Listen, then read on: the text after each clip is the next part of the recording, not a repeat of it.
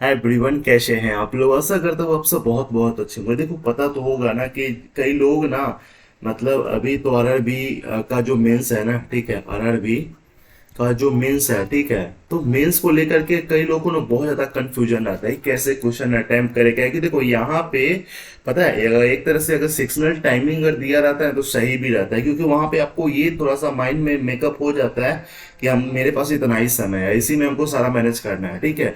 और यहाँ पे जैसे अगर मेंस का बात करूँ, आरबी पीओ मेंस का, ठीक है, तो इसमें आता है मैथ, आता है रीजनिंग, आता है, ठीक है, उसके बाद इंग्लिश या फिर हिंदी आता है, फिर कंप्यूटर आता है, फिर आता है जीए आता है, ठीक है। और ये सबके लिए ना पूरा कंबाइन टाइम जो रहता है ना 2 घंटा का रहता है। अब आपके मन में आएगा, कई लोग का देखो सबका तरीका अलग अलग होता है, सब अपने अपने तरीका में बेस्ट होता है, लेकिन कई लोग को ये, अगर आपको लगता है कोई दिक्कत ही नहीं है, फिर आपके लिए वीडियो है नहीं, आप टोटली स्किप कर दो। लेकिन अगर आपको ये लगता है ना यार कहीं ना कहीं मेरा टाइम टेकल हो जाता है, स्मार्टली कैसे करना है, क्योंकि फिर ओवरऑल ना आपका जो है ना मतलब स्कोर के ऊपर ही सब कुछ डिपेंड करेगा। तो कैसे अच्छे से स्कोर कर सकते हैं, ऐसा नहीं कि आप क्वेश्चन सॉल्व नहीं कर सकते हैं, लेकिन स्कोर करने का जो बेस्ट तरीका नहीं। देखो इतना बात तो आपको पता ही होगा ना कि जो मैथ और रीजनिंग रहता है, ठीक है, मैथ और रीजनिंग मिला करके टोटल कितना 100 मार्क्स का रहता है, इतना बात तो पता ही होगा, ठीक है।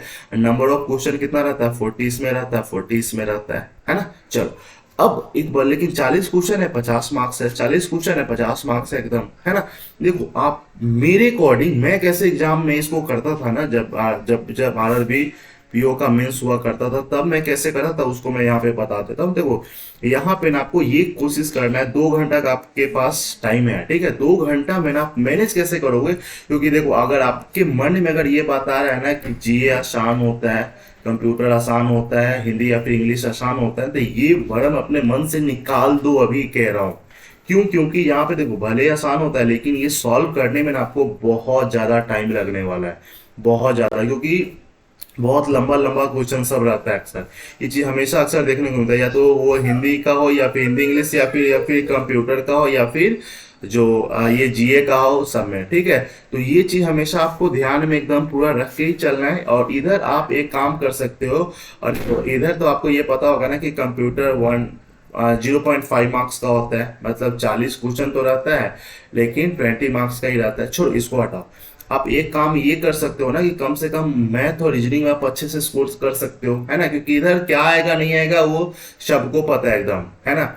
आप ये, अगर आपका मैथ रीजनिंग अच्छा है ना तो आपका रिजल्ट इजीली आ सकता है। अगर ये बाकी समय अगर आप एवरेज अगर स्कोर कर लेते हो ना तो भी आ जाएगा। तो आपको मैथ और रीजनिंग को मिला करके ना अप्रॉक्स 1 आवर जो है ना ये आपको दे दो। कई लोग का कहना होता है कि पहले हम ये बाकी कर लें, फिर उसके बाद मतलब बाकी मतलब क्या, मैथ रीजनिंग को लास्ट में करें। देखो मैथ रीजनिंग को लास्ट में करने के लिए आप कर सकते हैं, लेकिन थोड़ा सा ना कई बार क्या होता है ना कि आपको ये करने में ही ना आपको ये लगेगा कि हिंदी हमसे नहीं हो रहा है, कंप्यूटर हमसे नहीं हो रहा, मतलब वो जो होता है ना अहम वाला बात, हमसे नहीं हो रहा है, करते करते लोग 1 घंटा से ज्यादा इधर मतलब लगा लेते हैं, ठीक है। तो आप मेरे अकॉर्डिंग करोगे ना तो आप मैथ रीजनिंग आप पहले अटेम्प्ट कर लो एकदम, है ना। मैथ रीजनिंग जो है ना आप ये करो कोशिश, 1 घंटा जो है ना हमको देना है, 30 मिनट इसमें दो, 30 मिनट इसमें दो। अगर आपको ये लग रहा है, क्योंकि इसी में कोशिश करके आपको कम से कम 65 के आसपास में मैथ और रीजनिंग मिला करके आपको अटेम्प्ट करना ही पड़ेगा, क्योंकि सबसे ज्यादा सुपर स्कोर जो आपका यहीं से होने वाला है ना। तो ये चीज आप हमेशा ध्यान में रखना। और बाकी जो होता है ना, बाकी को आप मतलब 1 घंटा उधर भी दे सकते हैं, ठीक है। अगर आपको ये लग रहा है, देखो ऐसा तो नहीं है कि हाँ इसमें 1 घंटा बोल दिए तो 1 घंटा देना ही देना है। जीए फटाफट अगर आप जल्दी जल्दी जल्दी आप टिक कर लेते हो, अगर सारा क्वेश्चन आपको नहीं आ रहा है, सारा तो वैसे भी नहीं आता है ना। तो आप अगर इधर से अगर आपके मन में अगर ये आ रहा है ना कि यार मैथ रीजनिंग तो पूरा पूरा पढ़ना है, तो भी 1 घंटा ये स्टार्टिंग में दो, क्योंकि बाकी का 1 घंटा है ना आप इधर दो। हाँ अगर 1 घंटा में आप ये कोशिश करो ना कि मैथ रीजनिंग में मैक्सिमम टू मैक्सिमम आप मतलब अटेम्प्ट क्वेश्चन कर लो, ठीक है। सही सही गलत नहीं, ये भी बात आपको ध्यान में रखना है, ठीक है। और अगर बाकी ये जो जी हो गया, कंप्यूटर हो गया, और हिंदी इंग्लिश वगैरह भी हो गया, ठीक है, इसको करने के बाद अगर टाइम बचता है तो फिर से मैथ रीजनिंग में ही अपना टाइम जो है ना स्पेंड करो, क्योंकि यहाँ से आपका स्कोर बढ़ेगा। हिंदी और इंग्लिश में कॉन्फिडेंस किसी को नहीं होता है, शायद शायद कोई होता है ना, ठीक है, जिसका एकदम अच्छा स्कोर होता है, एक्सेप्शन तो हर जगह रहता है ना।